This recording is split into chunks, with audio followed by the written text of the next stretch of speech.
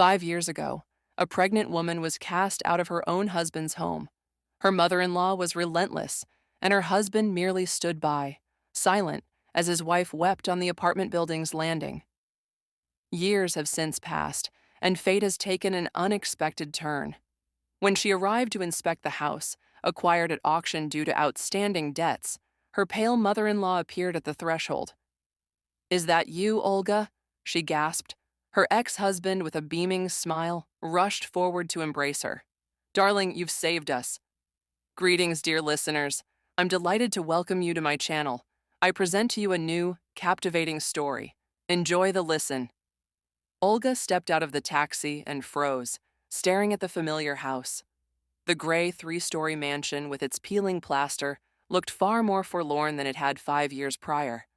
Back then, it had seemed like a fortress to her, an impenetrable stronghold from which she'd been unceremoniously ejected like a stray dog. Now it was simply an aged structure with cracked walls and a listing fence. "Wait here for about 20 minutes, she requested of the driver, handing him a 5,000 ruble note. "I'll call if anything comes up." The driver, a middle-aged man with intelligent eyes, nodded, not even bothering to inquire why. It was evident from Olga's expression. She retrieved a folder from her bag. Inside lay documents from the arbitration court, the bankruptcy decree for Kirill Leonidovich Trubachev, and the ownership certificate for this very house. It now belonged to her, purchased for a pittance at a bankruptcy auction, for a mere 3 million rubles. A home in the city center, once valued at no less than 12 million. Olga smirked. Life at times has a way of being just, infrequently, but effectively. 5 years ago, she had stood on this same porch, a suitcase in one hand and her 4th-month pregnancy evident. Antonina Fyodorovna, her mother-in-law, had shrieked so loudly that the entire opposite house could hear. "Get out! There's no place here for freeloaders. Do you think we'll support you?"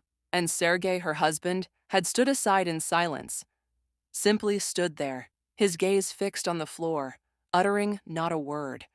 He hadn't even tried to defend her. His mother had railed about Olga deliberately getting pregnant to latch onto their family, calling her a gold digger who deserved to be chased away. And Sergei had remained silent. Olga had wept then on the landing, unsure where to go. Her parents had passed away 3 years earlier. She had no close friends left in the city. They had all moved away.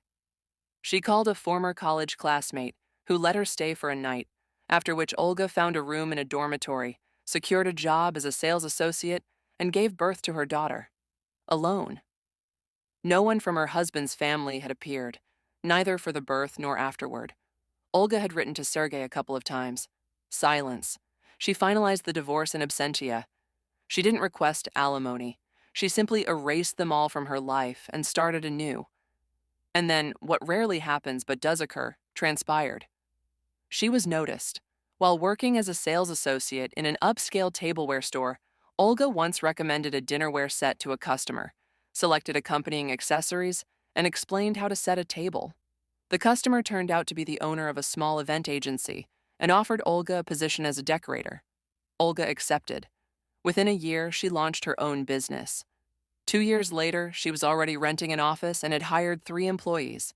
Decorating weddings, corporate events, and private parties, she had found her niche, and the money began to flow. Not exorbitant sums, but enough to rent a decent apartment, dress her daughter, and save for the future. Darina grew into a bright, beautiful girl with a strong will, as stubborn as her mother. Olga never told her who her father was, simply saying, "Dad left and we're not going in the same direction." Darina didn't ask. They had their own life, and it was a good one. Then, 3 months ago, Olga was browsing bankruptcy auction websites, searching for a new office space when she stumbled upon a familiar address. The Trubachev residence, listed for sale at auction. The debtor, Kirill Leonidovich Trubachev.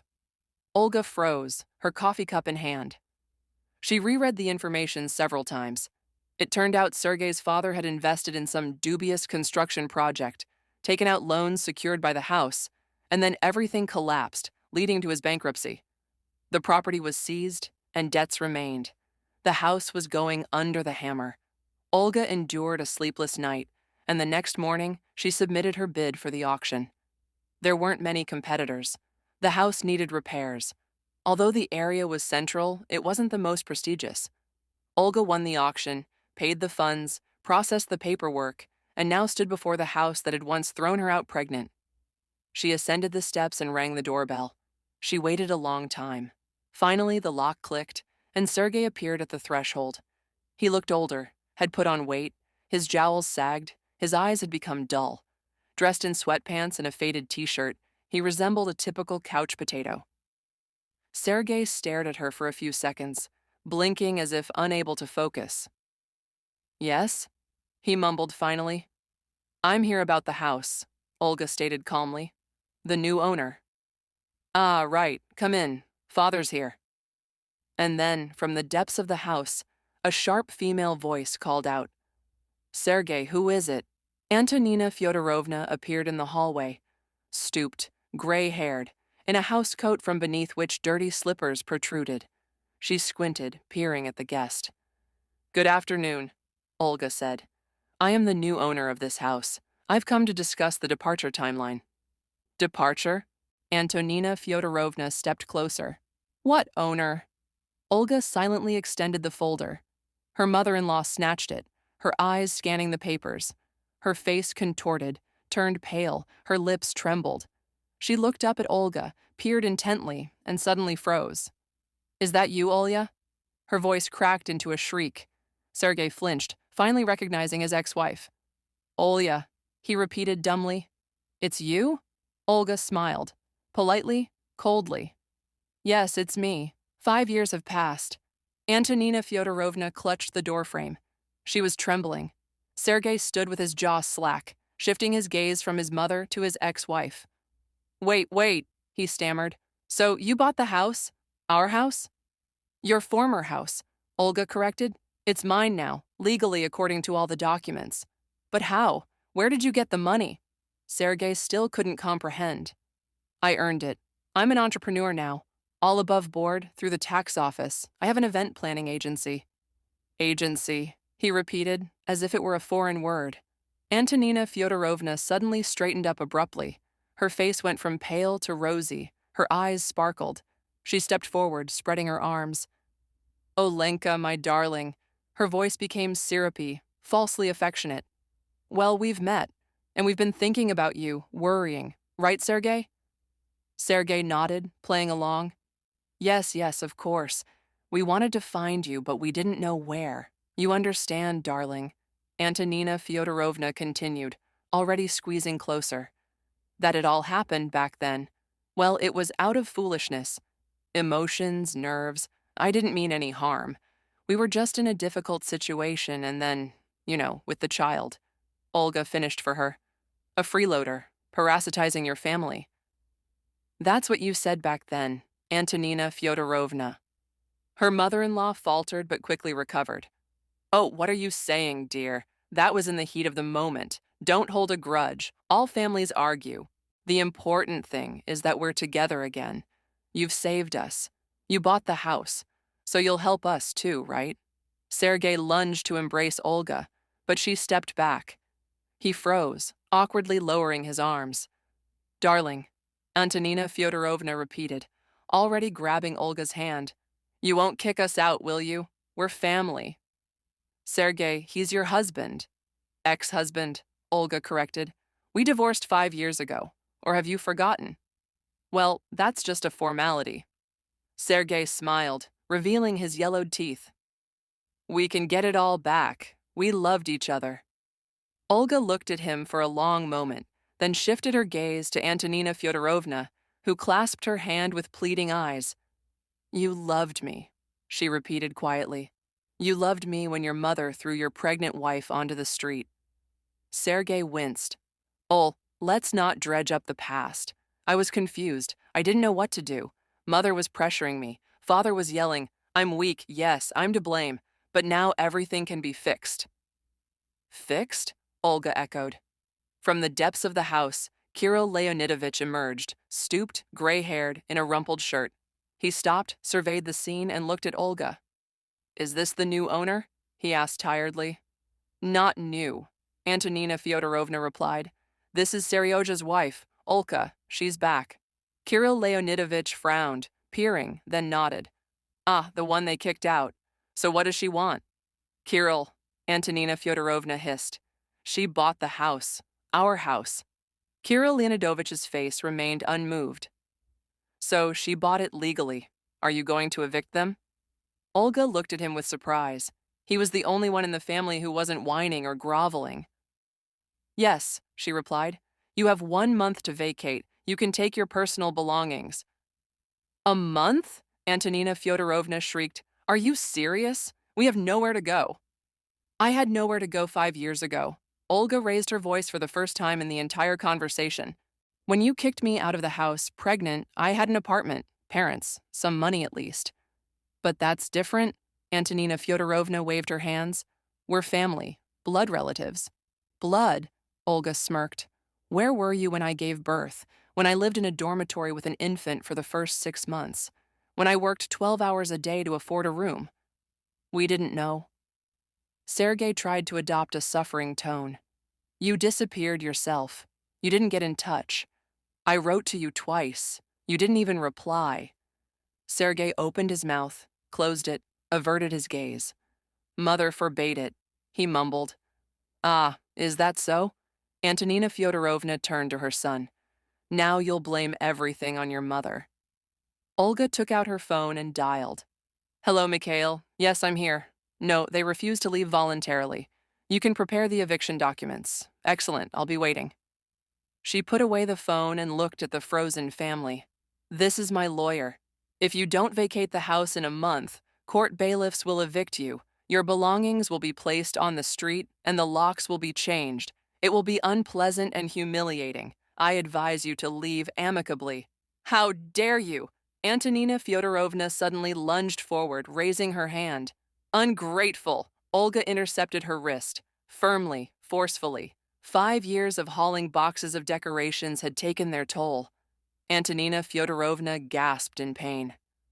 Don't, Olga said softly. You humiliated me once. It won't happen again. She released her mother-in-law, who recoiled, rubbing her arm. You'll regret this, she hissed. We'll sue you. We'll find a way to deal with you. Sue away, Olga shrugged. All the documents are in order. The house was purchased legally. The auction was conducted according to bankruptcy procedures. You have no rights to this property. Kirill Leonidovich suddenly let out a hoarse laugh. Tanya, shut up. She's right. It's our fault. We messed everything up. There's nothing to whine about now. Kirill, what are you saying? I'm speaking the truth. 5 years ago, they kicked the girl out onto the street because greed got the better of them. They thought they'd save money on her. And now she's back and taken the last thing we have. It's fair. Olga looked at him with unexpected respect. Where will you live? She asked. Do you have options? We'll ask my brother. Kirill Leonidovich waved his hand. We'll survive at the Dasha in the Moscow region. It's not the first time. And Sergei will go with us. His father grumbled. Where else can he go? No job, no wife, no brains. Sergei flinched, wanting to say something, but remained silent. Olga turned towards the exit. She paused at the threshold. I have a daughter, she said without turning. Darina, she's 5 years old. Smart, beautiful. I raised her alone, without you. Daughter. Sergei looked up. I have a daughter. I have a daughter, Olga corrected. You have no one. She went out, closed the door behind her, and walked to the taxi.